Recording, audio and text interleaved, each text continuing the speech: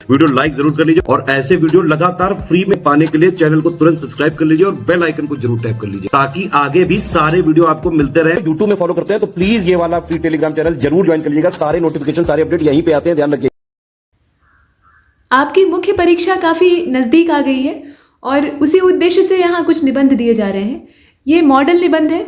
Model का मतलब ये है कि एक नमूना आपको दिया जा रहा है, एक प्रतिमान दिया जा रहा है। इसे आदर्श नहीं कहा जा सकता क्योंकि आदर्श कोई चीज़ नहीं होती है, लेकिन हाँ, इसके आधार पर आप निबंध लेखन का एक बढ़िया आइडिया ले सकते हैं। यहाँ ऐसा कोई भी दावा नहीं है कि कोई टॉपिक हम दे रहे हैं और वो परीक्षा में आएगा, ये पहले ही कह दिया जाता है। हाँ, ये है कि महिला सशक्तिकरण या महिलाओं की मजबूती से जुड़े हुए मुद्दे ये हमेशा चर्चा में रहते हैं। यहाँ कुल मिलाकर एक निबंध को प्रस्तुत करने का, वीडियो के माध्यम से प्रस्तुत करने का उद्देश्य यही है कि आप लिखना सीखें। ये अपेक्षा छोड़ दें कि कोई भी शीर्षक हम रट कर जाएंगे और वही सेम टू सेम वहाँ परीक्षा में आ जाएगा और उसे हम एकदम छाप कर आएंगे। ऐसी स्थिति अगर आ भी गई, ऐसा संभव नहीं है, लेकिन अगर आ भी गई, आपको मिल गया हूबहू वही निबंध और आपने जो याद किया हुआ है, निबंध को याद किया हुआ है और छाप दिया है, तो उससे आपको अच्छे नंबर नहीं मिलेंगे। एक औसत नंबर मिलेंगे जब तक आप अपनी रचनात्मकता का प्रदर्शन नहीं करेंगे, अपनी जो क्रिएटिविटी है उसको नहीं दिखाएंगे, तब तक काम नहीं बन पाएगा। कंपटीशन बहुत तगड़ा है। अगर आप ये सोच रहे हैं कि लाखों लोगों को पछाड़ कर आप मेंस में आए हुए हैं तो अब रास्ता आसान हो गया है, नहीं। जो चुनिंदा लोग हैं वो अब आपके कंपटीटर हैं और ऐसी स्थिति में आपको सर्वोत्तम देना है अपना, और सर्वोत्तम सिर्फ अपनी जो मौलिकता है उसी के आधार पर दिया जा सकता है। इसीलिए निबंध लेखन में अपनी विचारधारा का इस्तेमाल करिए। कहीं से भी सिर्फ आइडिया लीजिए, रटिए नहीं। फिलहाल ये जो टॉपिक है ये है महिला सशक्तिकरण, और सिर्फ महिला सशक्तिकरण नहीं है, इसके साथ एक चीज़ जुड़ी हुई है कि समाज का नज़रिया कैसा है। और समाज का नज़रिया पहले कैसा था उससे कोई फ़र्क नहीं पड़ता है, बदलता नज़रिया कैसा है, आज के समय में लोग क्या सोचते हैं इस विषय के बारे में। तो आइए इसे देखते हैं। और एक चीज़ ध्यान दीजिएगा, कोई भी शीर्षक वही आपका सबसे अच्छा अध्यापक होता है या मार्गदर्शक होता है। जिस टॉपिक को आप पकड़कर उस पर निबंध लिखने की कोशिश कर रहे हैं या आपने उसे निबंध के लिए चुना है, तो उस शीर्षक को या टॉपिक को आप भली भांति पहले समझिए। समझने का प्रयास करिए कि वो शीर्षक आपसे असल में लिखवाना क्या चाहता है और जो वो चाहे वही करिए। ठीक, ये काम नहीं करना है कि आप महिला सशक्तिकरण देखकर खुश हो गए और आपने सिर्फ महिला सशक्तिकरण को ही आधार बनाकर लिख डाला। उसके साथ बात और क्या जुड़ी हुई है उसको देखिए। यहाँ हमें महिला सशक्तिकरण को समाज के नज़रिए के चश्मे से देखना है। तो आइए देखते हैं। प्रस्तावना पहले होती है, उसके बाद निबंध का मुख्य हिस्सा होता है और अंत में होता है उपसंहार। ठीक, और प्रारूप आपको पहले बनाना चाहिए, ये मेरी सलाह है, और ऐसा करने से आप गलतियों से बच जाएंगे। बहुत बार ऐसा होता है कि आप अनावश्यक लिखते हैं और आपकी मेहनत जाती है, जगह कवर हो जाती है, शब्द सीमा आपकी 700 शब्दों की है, आपको भली भांति पता है। तो बहुत ज़्यादा बड़ा निबंध आप लिखने की स्थिति में नहीं है। एक लघु निबंध आप लिख सकते हैं, और लघु निबंध में बड़ी सतर्कता की आवश्यकता होती है। जरा सा आप फिसले, कहीं लिखने के चक्कर में आपने ज़्यादा लिख दिया तो कोई महत्वपूर्ण चीज़ फिर रह जाएगी। तो ऐसी दिक्कत ना आए, इसके लिए एक ढांचा पहले बना लेना चाहिए और वो रफ एरिया में बनाइएगा। तो फिलहाल ये शुरू होता है, कैसे शुरू हुआ देखिए। सिमोन द बाउअर, इनका ये कहना था कि महिला पैदा नहीं होती है, बनाई जाती है। अंग्रेजी में कहा गया स्टेटमेंट था, लेकिन यहाँ उसका हिंदी रूपांतरण। कुछ लोग ये पूछते हैं कि जो हिंदी के काव्य हैं या फिर पंक्तियाँ हैं या संस्कृत के श्लोक हैं, क्या हम अंग्रेजी के निबंधों में इस्तेमाल कर सकते हैं?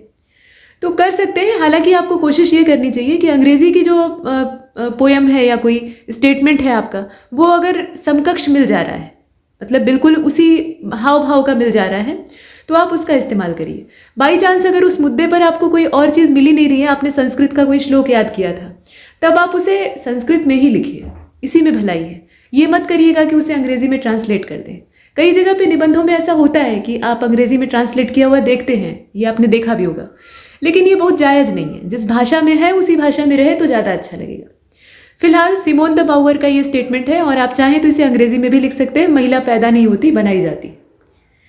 अब समाज अपनी आवश्यकता के हिसाब से उसे ढालता आया है। महिला के सोचने का दृष्टिकोण आज भी पितृसत्ता का गढ़ा हुआ चक्रव्यूह है। देखिए, किसी भी टॉपिक में नेगेटिव चीज़ें होती हैं और पॉजिटिव चीज़ें होती हैं, तो दोनों पक्षों को लेकर चलना है, असंतुलन नहीं होना चाहिए। ठीक, एक बैलेंस आपके निबंध में दिखाई देना चाहिए। तो पितृसत्ता का गढ़ा हुआ चक्रव्यूह है, ऐसा हम कहते हैं। साथ में देखें, प्रश्न जब भी महिला सशक्तिकरण का आता है तब समाज पर अंगुलियां उठती हैं, यानी उसे दोषी ठहराया जाता है। और इस विषय के पक्ष और विपक्ष दोनों में ही तमाम तर्क हाजिर हो जाते हैं। कुछ लोग इसके फेवर में रहते हैं, कुछ लोग इसके खिलाफ भी रहते हैं, ये भी सत्य बात है। तो सशक्तिकरण का जो पैमाना पितृसत्ता या आप कह लीजिए कि पुरुषों के द्वारा बनाया गया है, उसमें मानसिक संबल विकसित करने का दूर दूर तक कोई वजूद ही नहीं है। और ये हकीकत है दोस्तों। अभी जो महिला सशक्तिकरण का ढांचा चल रहा है ना, वो पुराना वाला ही है। मतलब उत्तर वैदिक काल के बाद महिलाओं की स्थिति, या उत्तर वैदिक काल से ही आप मान लीजिए, महिलाओं की स्थिति जो है वो बिगड़ना शुरू होती है। हालांकि ऐसा नहीं था कि पहले बहुत बढ़िया कंडीशन थी। ताकतवर ही राज करता है, ये पहले से है। मतलब जिसमें विजय की शक्ति होती है वही पूज्य होता है। तो पहले शारीरिक सामर्थ्य का समय था, और शारीरिक सामर्थ्य के आधार पर पितृसत्ता जो है वो महिलाओं पर हावी हो जाती थी। अब आज का जो समय है वो बौद्धिकता का है, बुद्धि का युग है। इस समय जो बल है ना वो पीछे हो गया है। ऐसा नहीं है कि बल की कीमत नहीं है, लेकिन बुद्धिमान बलशाली पर राज कर रहा है, और ये कड़वी हकीकत है। तो ऐसी स्थिति में बौद्धिक सामर्थ्य तो दोनों के पास बराबर है। तो सशक्तिकरण की एक अपार संभावना हमारे सामने खुली हुई है। और सशक्तिकरण का बिल्कुल ये मतलब नहीं है कि महिला को उठाकर आप टॉप पे बैठा दीजिए, देवी बना दीजिए, और पुरुष जो है उसे एकदम से निगलेक्ट कर दीजिए। ये बात नहीं है। तब तो फिर एक समय आएगा कि पुरुष सशक्तिकरण करना पड़ेगा, तो वो भी गलत है। किसी एक पक्ष को आप दरकिनार नहीं कर सकते हैं, दोनों को बराबरी पर ले आइए। दोनों को समान अधिकार मिले, दोनों को समान स्वतंत्रता मिले, और सोचने का जो दृष्टिकोण है दोनों का बराबर स्तर का हो। तब जाकर वास्तविक सशक्तिकरण होगा, और वही एक संतुलित समाज को आगे ले जाएगा। तो वही सारी बातें इसमें आगे आपको मिलेंगी। अपनी वैचारिक क्षमता का इस्तेमाल करिएगा, इससे सिर्फ आइडिया लेना है। तो इस विषय के पक्ष और विपक्ष दोनों में तमाम तर्क हैं। सशक्तिकरण का पैमाना आपने देख लिया। अच्छा, ऐसा नहीं है कि उत्तर वैदिक काल से लेकर मध्य युग और फिर आज़ाद भारत और वहाँ से लेकर फिर वर्तमान भारत, यानी पूरी यात्रा, यहाँ तक कि यात्रा क्रम में महिला शून्य से उठकर सशक्त नहीं हुई है। ऐसा नहीं है। ये आप भी स्वीकार करेंगे, या महिलाएं जो हैं वो भी स्वीकार करेंगी। ये ठीक है कि जितनी सशक्तिकरण की योजनाएं बनती हैं या जो कुछ भी किया जाता है, ये आधी आबादी जो समाज की है इसको पूरा फायदा उसका नहीं मिलता है। मतलब ज़्यादातर महिलाएं इससे एक बड़ी हद तक वंचित रह जाती है। लेकिन ऐसा नहीं है कि सशक्तिकरण हुआ नहीं है। पहले की तुलना में महिलाओं की दशा बहुत ज़्यादा सुधरी है। ठीक है, तो वही चीज़ यहाँ कही गई। सशक्तिकरण अल्प ही सही, लेकिन हुआ है। और पुरुष समाज के जो सुधारवादी और प्रबुद्ध लोग थे पहले के समय के, या आज भी हैं ऐसे लोग, इनसे इसे पर्याप्त संरक्षण और प्रोत्साहन भी मिला है। चूंकि ये छोटा निबंध है, तो यहाँ आप अब ये मत करने लगेगा कि राजा राम मोहन राय और लॉर्ड विलियम बेंटिंग और उसके बाद तमाम जितने हैं समाज सुधारक या जो जितने लोगों ने भी इसमें प्रयास किया है, तो उन सबके नाम गिनाने लगे। अगर आप चाहें तो कर सकते हैं, लेकिन निबंध को फालतू में बढ़ाने का कोई मतलब नहीं है। ये सांकेतिक तरीका है कहने का, परीक्षक समझ जाएगा कि आप किसकी बात कर रहे हैं। प्रबुद्ध शब्द और सुधारवादी और समाजवादी शब्द का आपने इस्तेमाल किया, तो आप किन लोगों की चर्चा कर रहे हैं ये एग्जामिनर वहाँ समझ जाएगा। तो सांकेतिक ही कहना है, मतलब सांकेतिक इसलिए कहना है क्योंकि आप ज़्यादा बड़ा नहीं लिख सकते। तो ये बात है। पर्याप्त प्रोत्साहन जो है ये महिला सशक्तिकरण को इन प्रबुद्धों के द्वारा दिया गया है, जो कि वास्तव में पुरुष ही थे, लेकिन उनकी सोच जो है वो सुधारवादी थी। आज की जो स्थिति है उसकी बात करें तो आज भी मानसिक गुलामी को बड़ी चतुराई से कायम रखा गया है। किसी के ऊपर आरोप नहीं है, लेकिन जो मानसिक निर्भरता है ना महिलाओं की पितृसत्ता पे, वो आज तक छूटी नहीं है और छूटने का नाम भी नहीं ले रही है। आगे वही चीज़ कहा गया, स्पष्ट शब्दों में अगर कहें तो समाज में ज़्यादातर महिलाओं को उनकी वास्तविक ताकत का पता ही नहीं है। वो जानती ही नहीं है कि उनकी हकीकत क्या है, मतलब रियलिटी में उनके पास कितनी पावर है। जबकि समाज के चश्मे से अगर देखा जाता है तो हम कह देते हैं कि ये महिला तो सशक्त है, कमा रही है बढ़िया, ये नौकरीशुदा है, स्कूटी से जाती है अपनी ड्यूटी करने या गाड़ी में जाती है। लेकिन सशक्तिकरण का जो सही एक मानदंड है, परिभाषा है, वो नहीं दिखाई देती। तो आज के दौर में सशक्त महिला समाज अपने जो धारणा वाला उनका परंपरा वाला चश्मा है उससे देख के कह देगा कि ये महिला जो है ये एम्पावर है। ठीक है, एम्पावर जो वुमेन एम्पावरमेंट है वो सही तरीके से हो रहा है। लेकिन हकीकत यह है कि शैक्षणिक उपाधियों से सुसज्जित और उच्च पदासीन जो महिलाएं हैं, यहाँ सबकी बात नहीं की जा रही है। ज़्यादातर महिलाएं वो भी मानसिक रूप से ये स्वीकार नहीं कर पाती कि पुरुष से इतर उसका एक मतलब उनका एक मजबूत अस्तित्व है, वजूद है अपना। पुरुष से अलग होके नहीं सोच पाती ज़्यादातर महिलाएं। जो इसमें सोचती हैं, ऐसी मौलिक सोच रखती हैं, तो वो विरले हैं, मतलब बहुत कम ही आपको दिखेंगी। नौकरी हासिल करने के बाद भी वो एक आश्रय और सामाजिक तमगे की ख्वाहिश में अनचाहे संबंधों को गले लगाती है। देखिए, विवाह गलत नहीं है, विवाह एक संस्था है, परंपरा में पहले से चली आ रही है, कुछ सोच के ही बनाया गया है समाज को आगे बढ़ाने के लिए।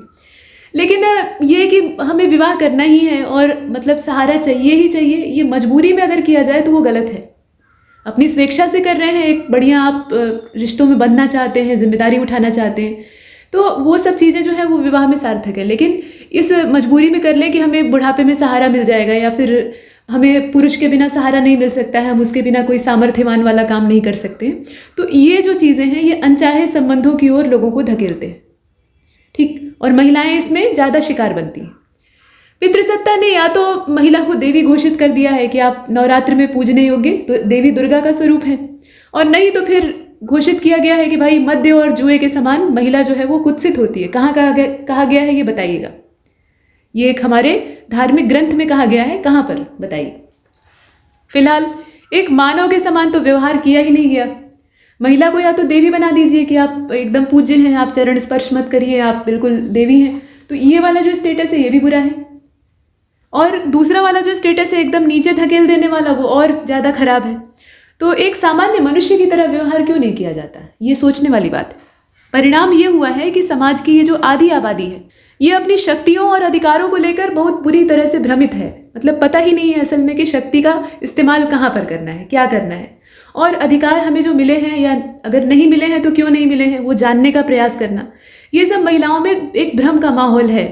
बहुत सी महिलाएं हैं जो कि अपने अधिकारों को लेकर सचेत हैं, लेकिन इनकी तादाद बहुत ज़्यादा नहीं है। बहुत सी शब्द का इस्तेमाल किया गया, लेकिन अगर टोटल आधी आबादी को देखा जाए तो ये बहुत चंद मात्रा में।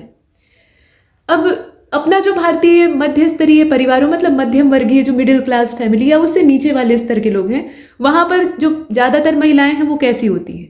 उनको सेवा और प्रजनन का यंत्र समझा जाता है। मतलब पहली चीज़ तो ये कि एक पारंपरिक शिक्षा उनको दी जाती है। पारंपरिक शिक्षा से समझ रहे हैं, सामान्य ग्रेजुएशन करवा देंगे, कहेंगे कि हमने अपनी लड़की को साक्षर बनाया है, बेटे को बीटेक करवाएंगे या कोई टेक्निकल डिग्री या कोई कौशल विकास का मानदंड उसको देंगे ताकि वो सामर्थ्यवान बन सके, यानी आत्मनिर्भर बन सके, और लड़की को सामान्य डिग्रियां दिलवाएंगे। मतलब ये एक कॉमन चीज़ है। हालांकि अब लड़कियां भी उसी क्षेत्र में बढ़ चढ़ कर जा रही हैं, ये अलग बात है। तो कहने का मतलब ये नहीं कि जो मानसिकता है अभी भी पुरानी वाली साथ में चिपकी हुई है, वो पीछा नहीं छोड़ रही है। तो इन्हें मतलब विवाह के बाद भी सेवा का, हमारी सेवा करने के लिए एक माध्यम आ गया है, और उसके बाद वंश वृद्धि जो है वो अनिवार्य समझा जाता है। तो प्रजनन का यंत्र, देश की आबादी कितनी बढ़ रही है उससे कोई फर्क नहीं पड़ता है। तो कहने का मतलब महिलाओं को इसी निगाह से देखा जाता है, कम से कम पितृसत्ता तो इसी दृष्टिकोण से देखती है। और उससे भी निम्नतर दशा जब होती है तो एक रजिस्टर्ड रेप का शिकार होती है, ये भी एक स्थिति है। ठीक, मतलब एज ऑफ कंसेंट वाला जो एक्ट था वो अंग्रेज़ों के समय में आया, और आज की स्थिति जो है उसमें भी वैवाहिक जो बलात्कार होते हैं उसमें महिलाएं फंसती हैं, बहुत बार ऐसा होता है। ठीक, तो ये स्थितियां जो हैं ये महिलाओं के लिए थोड़ी सी गड़बड़ हैं, और इसके लिए उन्हें खुद सचेत होना पड़ेगा। इसका मतलब ये नहीं है कि आप बागी हो जाइए और समाज से युद्ध करने लगिए। इसका मतलब ये है कि अपने हक को मजबूती से रखिए, और समाज में उन्हीं की सरीखी जो प्रौढ़ाएं हैं, प्रौढ़ाओं का मतलब कि जिनकी उम्र थोड़ी बढ़ चुकी है, प्रौढ़ महिलाएं हैं, 50-45 इस उम्र की हैं, वो इस दौर से गुजर चुकी हैं, लेकिन वही उन्हें कर्तव्य परायणता और देहबोध का पाठ पढ़ाती है। देहबोध से मतलब समझ रहे हैं, शरीर को सजाना, आकर्षक दिखाना, और आकर्षक किस लिए दिखाना? ताकि देखने वाले को अच्छा लगे, और देखने वाला कौन होता है आप जानते हैं। ठीक, तो वो ये बात यहाँ पर दिखाई दे रही है। और बचपन से रूप सौंदर्य को निखारने की प्रेरणा उन्हें अपनी माताओं से मिलती है। यहाँ देखिए कोई भी वर्ग नाराज नहीं होगा, महिलाओं की बात की जा रही है तो उसमें ज़्यादातर जो मेजॉरिटी है उसकी बात की जा रही है। अपवाद हर जगह होते हैं और अपने समाज में भी हैं। तो जो सजने संवरने की प्रेरणा है ज़्यादातर माताओं से या जो परिवार में महिलाएं होती हैं उनसे प्राप्त होती है। और पितृसत्ता जो है वो बड़े लाड प्यार से कहती है कि महिला तो सजी संवरी ही अच्छी लगती है, तो बेटी है एकदम बढ़िया, इसे अच्छा दिखना चाहिए, ये मानना है। ये मेजॉरिटी जो पॉपुलेशन की है उसकी स्थिति है। अब इसके बाद ये सशक्तिकरण का जो पैमाना है इसको देखकर आप क्या करेंगे? माथा पीटने का जी करेगा। ये सशक्तिकरण है। सौंदर्य बोध और मानसिक गुलामी को खूबसूरती से सशक्तिकरण का जामा पहना दिया गया है। और कभी कभार जब महिला इस तथाकथित ढांचे पर खरी नहीं उतरती है, मतलब किसी भी वजह से उसके जो उसके अंदर चीज़ें हैं उसमें कमी रह जाती है और जरा सी कहीं त्रुटि हो जाती है, तो उसके बाद फिर देखिए समाज का जो असली चेहरा है वो सामने आता है। कहा जाता है कि किसी व्यक्ति की हकीकत जानना है तो उसे नाराज कर दीजिए, क्रोध दिलवा दीजिए और उसके बाद देखिए कि उसकी जो असलियत है वो कहाँ से निकल कर आती है।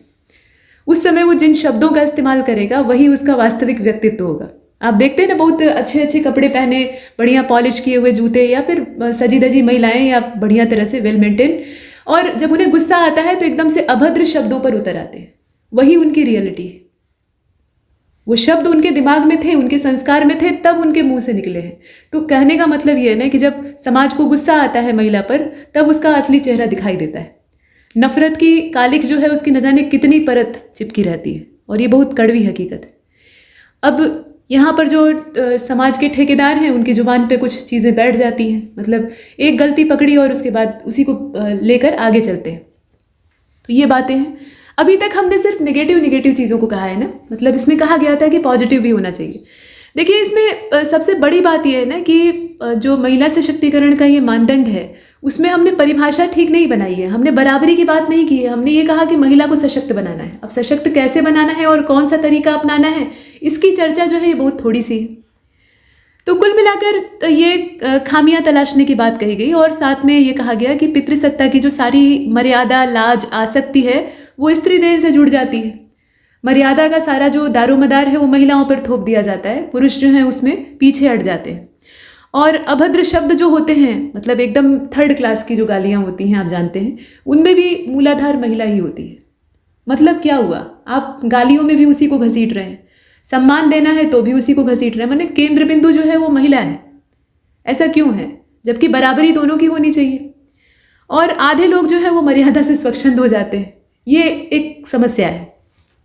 तो कुल मिलाकर महिलाएं जो है वो सफलता के नए नए सोपान अर्जित कर रही हैं, इसमें कोई संदेह नहीं है। बहुत सारी महिलाएं अपनी पहुंच वहां तक बना रही हैं जहां पहले इनका मतलब कोई वजूद नहीं था। एक खास लिंग को ही देखने के लोग अभ्यासी थे, तो वहां भी ये अपना मतलब अपनी जो उपस्थिति है उसको दर्ज करवा रही है। लेकिन संख्या गिनी चुनी है, गिनकर देखिए कितनी महिलाएं। हम ये खुश हो जाते हैं कि यूपीएससी में जो टॉप 5 रैंकर हैं वो महिलाएं हैं, या सेना में जा रही हैं, नेवी में जा रही हैं, या ऐसे काम कर रही हैं जो कि पहले सिर्फ पुरुष किया करते थे। लेकिन उनकी संख्या देखिए और उन महिलाओं और उन लड़कियों की संख्या देखिए जो एकदम से अभी दबी कुचली है या पिछड़ी हुई है। आप पाएंगे कि बहुत मेजॉरिटी जो है वो अभी खराब हालत में। तो ये एक समस्या है। आधी आबादी जो है वो देहबोध और कर्तव्य परायणता का एक जामा पहनाया गया है, उससे ग्रसित है। इसका मतलब ये नहीं है कि आप जिम्मेदारियों से भाग जाइए, लेकिन जिम्मेदारियों को सही तरीके से निर्वहन करना और कौन सी रिस्पॉन्सिबिलिटी आपकी है और कौन सी दूसरे की है, ये समझना बहुत आवश्यक है। तो सशक्तिकरण का पैमाना वही कहा गया कि अब पुराना नहीं है। वर्तमान में महिला को पर्याप्त अधिकार मिले हुए हैं, ठीक है। अब हम ये नहीं कह सकते कि महिला एकदम बेचारी है, ये बात नहीं है। संविधान जो है तमाम अधिकार हर नागरिक को दे रहा है, तो उसमें महिलाएं जो हैं उनके लिए विशेष प्रायोरिटी है। कानून, अदालतें, पुलिस, थाने या प्रशासन या सरकारें, सब कुछ तो महिलाओं के पक्ष में है। फिर यहाँ आखिर चूक क्यों हो रही है? और कई बार ऐसा भी होता है, ये तो हमने देख लिया ना, और एक तरफा दृष्टिकोण दिखा दिया कि भाई पुरुष समाज जो है उसने परिभाषा गलत बनाई हुई है। लेकिन हकीकत क्या है कि महिलाएं जो हैं वो भी अपने अधिकारों का दुरुपयोग करती हैं। इसका भी बहुत नमूना आपको दिख जाएगा। पितृसत्ता जो है वो पहले महिलाओं का शोषण करती थी, अभी जो है वो महिलाएं भी कुछ, उनका भी ऐसा वर्ग है, बड़ी संख्या में उनकी भी तादाद है जो कि अपने अधिकारों को सही तरीके से इस्तेमाल नहीं करती हैं, उसका मिसयूज करती हैं। तो वो भी एक दिक्कत है। अधिकार जब मिलते हैं तो उसके साथ बहुत जिम्मेदारी मिलती है, और वो जिम्मेदारी हर व्यक्ति को, चाहे वो महिला हो या पुरुष हो, समझना चाहिए। ठीक, या तो वो अधिकारों से एकदम कट जाएंगी, अलग थलग रहेंगी कि हमसे कोई मतलब नहीं है, हमारी आजीविका, हमारा जो जीवन है उसको कोई दूसरा चला रहा है, और नहीं तो इतना ज़्यादा मतलब हाइपर हो जाएंगी कि वो अधिकारों का दुरुपयोग करें। तो दोनों ही स्थितियों से बचना है, अतिरेक नहीं करना है, संतुलन की स्थिति में रहना है। वही चीज़ यहाँ कही गई कि दुरुपयोग मतलब अधिकारों का दुरुपयोग भी कई मामलों में वही चीज़ यहाँ बताई गई है। झूठे मुकदमों की एक लंबी फेहरिस्त, फंसा देना, ठीक, ये आप जानते हैं, बेहतर जानते हैं। तो इस तरह की जो चीज़ें हैं ये नज़ीर होती हैं। मतलब इसमें ये आवश्यक नहीं है कि जो पुरुष है वही विक्टिम हो, हमेशा ऐसा नहीं होता है। कई मामले ऐसे होते हैं जिसमें कि महिलाएं ही दोषी होती है, लेकिन वो किसी स्वार्थ के चलते या लालच के चलते अपने अधिकारों का इस्तेमाल करके पुरुष को फंसाने का प्रयास करती है। ये भी होता है। इसका उलट भी हो सकता है, महिला वास्तव में हिंसा की शिकार हो सकती है या पुरुष के द्वारा शोषण किया गया हो सकता है। तो दोनों ही स्थितियां हो सकती हैं, लेकिन अगर जायज़ है तभी सज़ा मिले, ऐसा होना चाहिए। फिलहाल ये एक सशक्तिकरण का दुरुपयोग। और असमानता का उदाहरण यहाँ से पेश होता है, मतलब अदालतें जो हैं या फिर कानून जो है वो भी महिलाओं के पक्ष में आ जाता है, क्योंकि ज़्यादा जो वरीयता है वो उसी को दी गई। तो ऐसे में पुरुष अपने आप को लाचार महसूस करते हैं। तो ये असमानता की ओर धकेलने वाली बात है। हम बात सशक्तिकरण की कर रहे हैं, तो सशक्तिकरण का मतलब बराबरी है, और यहाँ तो एक तरह से असमानता दिखाई दे रही है, एक वर्ग को दबाने का प्रयास। तो यहाँ से असंतोष पैदा होता है। जो गुस्सा पीछे आपने समाज का देखा ना, कि मतलब गलती ढूंढते रहते हैं लोग, कि एक गलती हो जाए तो हम उंगली उठाएं और एकदम से उसे घसीट ले आए कटघरे में। तो उसके पीछे जो एक नकारात्मकता छिपी हुई है, उसका एक कारण ये भी है कि कहीं कहीं अधिकारों का जब दुरुपयोग होता है तो पक्ष जो है वो महिलाओं के ऊपर ही चला जाता है, मतलब महिलाएं ही उसका फ़ायदा उठा लेती हैं। तो इस वजह से भी एक गुस्सा लोगों के दिमाग में भरा हुआ है। तो इससे निजात पाने की ज़रूरत है, मतलब बराबर अधिकार दोनों के पास रहें, और कानून जो है वो एक सोचा समझा निर्णय ले। ये बात प्रश्न बराबरी का आता है तो लोग शारीरिक विषमता और नाजुक शरीर का हवाला देते हैं कि आपका शरीर तो बहुत नाजुक है। शरीर के आधार पे और मतलब जो कद गाठी है उसके आधार पे, सामर्थ्य के आधार पर महिला और पुरुष में ज़मीन आसमान का फ़र्क है। ठीक है, ये भी एक हद तक अगर बायोलॉजिकल देखा जाए तो सामर्थ्य का अंतर होता है, ठीक। लेकिन अभी जो समय है, समय की मांग को देखना चाहिए। तो अभी का समय, और ये शुरुआत में ही आपसे कहा गया था कि समय जो है वो बाहुबल से ज़्यादा बुद्धिबल का है। और आज ही क्यों, कभी भी बुद्धिबल तो हमेशा सबसे ऊपर रहता है। अक्ल बड़ी या भैंस, है ना? निश्चित तौर पर अक्ल ही बड़ी होगी, आप भैंस को तो बड़ा नहीं सोच रहे हैं। फिलहाल 16 आने ये खरी बात है। और बुद्धिबल के मामले में महिला कहीं से पुरुष से कम नहीं, दोनों बराबर हैं, ठीक। तो ऐसी स्थिति में अब अभिभावक का क्या कर्तव्य है? देखिए, सशक्तिकरण में समाज चाहे जितना प्रयास कर ले, सरकार चाहे जितने कायदे बना ले, नीतियाँ बना ले, प्रोग्राम दे दे, लेकिन असली फ़ायदा तब होगा ना जब जो जड़ है वो मजबूत होगी। और जड़ कहाँ से बनती है? हमारे जो गार्जियन है वो बनाते हैं, हमारे माता पिता बनाते हैं, या जो पालन पोषण करने वाले, भरण पोषण करने वाले शुरुआती लोग रहते हैं, जिन्हें आप अभिभावक कहते हैं। तो उनके द्वारा ये जड़ बनाई जाती है। तो अभिभावक का कर्तव्य है कि वो अपनी बेटियों को सबल बनाए। सबल कैसे बनाए? मानसिक रूप से आत्मनिर्भर बनाए, यही सबलता है। और एक ऐसी महिला गढ़ी जाए जो कि प्रत्येक संघर्ष का सामना अपने बूते करे। ये उम्मीद ना करे कि उसे गोद में बिठाकर कोई पहुंचा देगा लक्ष्य तक।